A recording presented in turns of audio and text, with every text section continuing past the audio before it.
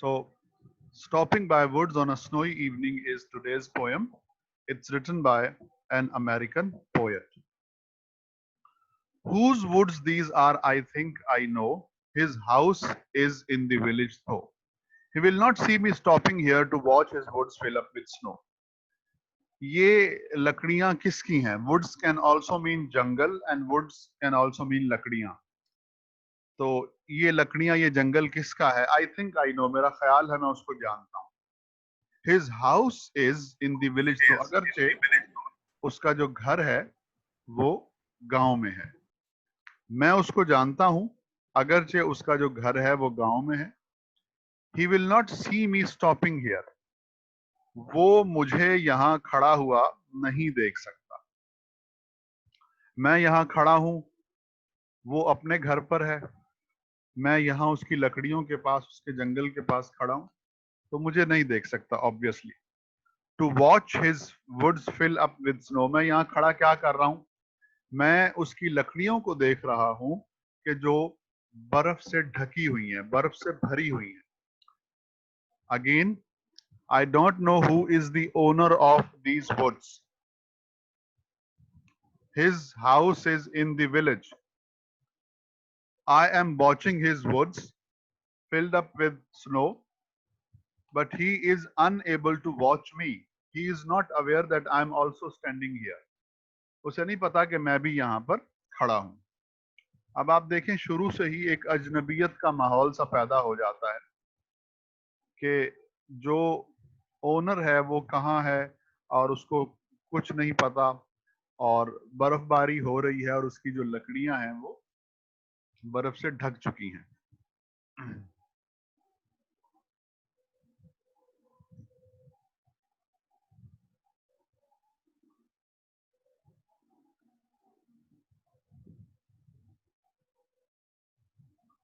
My little horse must think it queer to stop without a farmhouse near, between the woods and frozen lake, the darkest evening of the year. मेरा छोटा घोड़ा must think, जरूर ये सोच रहा होगा, it queer कि ये एक स्ट्रेंज, अजीब सी बात है, ऐसी जगह पे खड़ा होना कि जहां कोई फार्म हाउस भी ना हो. आप देखें कि घोड़ा जो है, मुसाफिर और घोड़ा किसी वीराने में खड़े नहीं होते. वो किसी ऐसी जगह खड़े होते हैं जहां वो आराम कर सके और जो घोड़ा है वो कुछ खा सके. So now in this situation, because it is woods all around and because all these woods are filled up with snow, so now the horse is unable to understand why we are standing here. तो उसको अजीब लग रहा है कि हम यहाँ पर क्यों खड़े हैं. Between the woods and frozen lake, the darkest evening of the year. हम लकड़ियों के और जमी हुई झील के दरमियान खड़े हैं. वो घोड़ा ये सोच रहा है. फ्रोजन लेक, जमी हुई झील, वुड्स लकड़ियां, और दिन कौन सा है, टाइम कौन सा है? The darkest evening of the year. साल का सबसे तारीख तरीन दिन, सबसे स्याह दिन, सबसे काला दिन, जिस दिन रोशनी नहीं होती. यहाँ मतलब इवनिंग, दिन, आई एम सॉरी, इवनिंग, साल की सबसे तारीख शाम, सबसे स्याह शाम. अब आप देखें, एक और नया कैरेक्टर इस स्टेंजा में इंट्रोड्यूस करवाया गया है, हॉर्स. और फिर वो एक अजीब हॉर्स है जो सोचता भी है. सोचते तो इंसान है, गधे घोड़ी थोड़ी सोचते हैं. अच्छा, और इसी तरीके से और जो एलिमेंट है, फ्रोजन लेक, जमी हुई झील, और फिर टाइम कौन सा है? शाम का है. और शाम भी कौन सी? अंधेरी शाम. अब आप देखें, ओवरऑल जो आपको एलिमेंट्स मिल रहे हैं, जंगल है, शाम का वक्त है, तारीकी है, और जमी हुई झील है. अब ये जो सारे एलिमेंट हैं ये इसकी टोन को सेट करते हैं. तो क्या है इसकी टोन? समझ में आती है. लोनलीनेस है, तन्हाई है, अकेलापन है, शाम का वक्त है, अंधेरे में एक आदमी अपने घोड़े के साथ जंगल में अकेला खड़ा है. तो आप जरा तसव्वुर करें ना, आप अगर ऐसी सिचुएशन में हो तो what will be your feelings? What will be your feelings? Guys, all of you can listen me. All of you can hear Yes, me. sir. Yes, sir. Yes, sir. Sir, Yes, sir. Yes, sir. बस बस बस भाई, मैं एक आदमी हूँ, आप 26 लोग हैं. ओके. तो अब एक जो टोन सेट हो रही है वो लोनलीनेस की, अकेलेपन की, सैडनेस की हो रही है. Okay, going back to the poem. He gives his harness bells a shake. He gives his harness bells a shake to ask if there is some mistake. The only other sounds the sweep of easy wind and downy flake. वो he gives his harness bells a shake. वो अपने गले में पड़ी हुई घंटियों को एक shake देता है, हिलाता है. हार्नेस बेल्स जो जैसे जानवरों के गले में घंटियां होती. टू आस्क, क्यों? इसलिए, ये पूछने के लिए कि कोई गलती तो नहीं हो गई मुझसे. तो अब एक ये साउंड है जो पोयम लिखने वाले पोएट को या नरेटर को सुनाई दे रहा है, और एक दूसरा साउंड है. वो कौन सा है? the only other sounds the sweep of easy wind and downy flake. और एक दूसरी आवाज भी है यहाँ पर, और वो क्या है? स्वीप ऑफ इजी विंड, नरम हवा के चलने की आवाज. स्वीप मतलब चलना, इजी विंड नरम हवा, and downy flake. Downy flake को आप समझ लें ऐसी फसल जो जो बर्फ से ढक गई हो ना. जैसे बर्फबारी होती है तो चीजों पे बर्फ पड़ जाती है, फसल हैं, पत्ते हैं, दरख्त हैं, तो वो डाउनी फ्लेक है. अच्छा, तो अब जब ये डाउनी फ्लेक हवा चलती है तो वो उससे टकराएगी, उस जमी हुई बर्फ से, तो उससे भी एक साउंड पैदा होगा. तो यहाँ पर नरम हवा के चलने से साउंड पैदा हो रहा है, और एक साउंड पैदा हो रहा है जो हवा टकराती है तह पर जमी हुई बर्फ के साथ, तो उससे साउंड पैदा हो रहा है. तो वो कह रहा है the only other sounds the sweep of easy wind and the downy flake. तो एक आवाज है वो जानवर के गले में बंधी हुई घंटियों की, और एक ये नरम हवा के चलने और पत्तों के हिलने और वो जमी हुई बर्फ के क्रैक्स की आवाज है, एक वो आ रही है. So far we have done 3 stanzas. Moving towards the last stanza, the 4th one, and it is the most interesting and most important stanza of this poem. ये सबसे अहम stanza है और ये समझने के काबिल है. इसमें मैसेज है.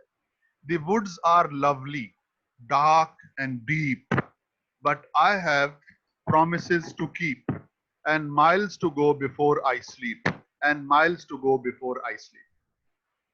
अब वो शायर कह रहा है कि ये मौसम, ये जगह, ये चीज बड़ा बड़ा सुहाना मंजर है. Woods are lovely. These woods are really very lovely, dark and deep.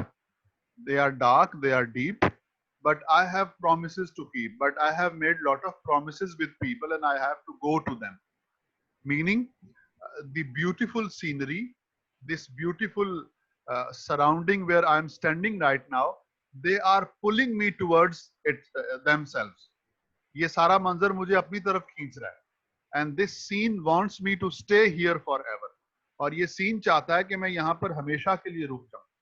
But I have promises to keep. लेकिन ऐसा हो नहीं सकता क्योंकि मैंने बहुत से वादे कर रखे हैं और उन वादों को मैंने पूरा करना है. And miles to go before I sleep. और मैंने सोने से पहले, रात सोने का वक्त होने से पहले, मैंने बहुत लंबा सफर तय करना है. And miles to go before I sleep. और मैंने सोने से पहले बहुत लंबा सफर तय करना है. What is the meaning? The meaning is कि मैं I am a target oriented people. मैं मंजिल पे नजर रखने वाला आदमी हूं. मैंने अपनी मंजिल को मुतय्यन किया हुआ है. मेरी जिंदगी में गोल्स हैं, टारगेट्स हैं जिनको मैंने अचीव करना है. तो मैं अपने गोल्स और टारगेट्स के पीछे जाऊंगा. मैं इस खूबसूरत मंजर में नहीं रुकूंगा. I am not here only for enjoyment. I am not here only to enjoy with this beautiful greenery and scenery and this beautiful scene around me. I have to go and fulfill. I have to go and achieve my goals and targets. मेरे अजीज तालिब इल्मों, ये बात याद रखना, ये पूरी जिंदगी का सबक है। ये जिंदगी की वो बात कर रहा है कि आपको अपनी जिंदगी में बहुत से सुहाने मंजर नजर आएंगे, तो वहां रुक नहीं जाना, आगे बढ़ना जो आपकी मंजिल है। आपको बहुत से अच्छे लोग भी मिलेंगे, खूबसूरत चेहरे भी मिलेंगे, आपको बहुत सी और भी चीजें मिलेंगी, लेकिन आपने वहां नहीं रुकना। मेरा बेटा, आगे बढ़ते चले जाना है। फॉर एग्जाम्पल, यूनिवर्सिटी में आपका एक गोल है कि मैंने पढ़ना है, मैंने डिग्री मुकम्मल करनी है।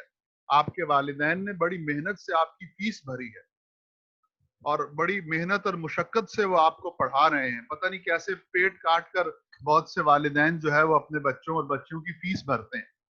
तो मेरा बेटा, आपका यहाँ पर आने का एक मकसद और गोल है। तो अगर आप ये शुरू की 2 लाइनें पढ़ें तो आप ऐसे भी पढ़ सकते हैं, the university is lovely dark and deep. और आप ऐसे भी पढ़ सकते हैं, the lawn of university lovely dark and deep, but I have promises to keep। मैंने यूनिवर्सिटी के लॉन में ही नहीं बैठे रहना है, मैंने इसी यूनिवर्सिटी के साथ नहीं चिमटे रहना है। मेरी जिंदगी में बहुत से गोल हैं। तो गोल ओरिएंटेड बने, अपनी मंजिल पर नजर रखें, अपने मकसद पर नजर रखें। ये है इस पोयम का रियल पैगाम, ये है इस पोयम का real message. So don't be deceived by the beautiful scenery, by the beautiful and handsome people around you. Always keep your eyes on your target and your goal, and always put lot of effort, always strive, always struggle to achieve your goals and targets. So this is the message of this poem. Now there are some technical things. Moving back towards the second stanza. My little horse must think. ये आपको नजर आ रहा होगा, ये my little horse must think। अब देखिए, मेरा घोड़ा जरूर सोचता होगा। नाउ द क्वेश्चन इज कि घोड़ा कैसे सोच सकता है? सोचना जो होता है ये तो इंसान सोचता है ना, गधे और घोड़े थोड़ी सोचते हैं। अगर गधे मियां सोचते होते तो वो गधे ही होते, अगर घोड़ा सोच सकता तो वो घोड़ा ही होता। नो, दिस रीजनिंग फैकल्टी, ये समझने सोचने की जो सलाहियत है, ये इंसानों में होती है, जानवरों में नहीं। नाउ द क्वेश्चन, तो फिर ये क्यों कहा गया है कि my little horse must think? तो बात ये है बेटा कि इंग्लिश लैंग्वेज में जो है एक टर्म है पर्सोनिफिकेशन। पर्सोनिफिकेशन का मतलब होता है कि इंसान की जो सिफात हैं, क्वालिटीज हैं, वो किसी नॉन ह्यूमन की तरफ कर दी जाए। जैसे आप कहें मेरा टेबल, मैं घर में घुसा तो दरवाजा मुझसे बोलने लगा। अब दरवाजा तो नहीं बोल सकता। तो ये एक लिटरेरी डिवाइस है जिसको पर्सोनिफिकेशन कहते हैं। और इसमें क्या होता है कि ह्यूमन जो क्वालिटीज होती हैं वो नॉन ह्यूमन की तरफ उनको मंसूब कर दिया जाता है। तो ये एक टेक्निकल टर्म है, personification. Okay, so it's all about our today's presentation, today's lesson. Now, if you have any question,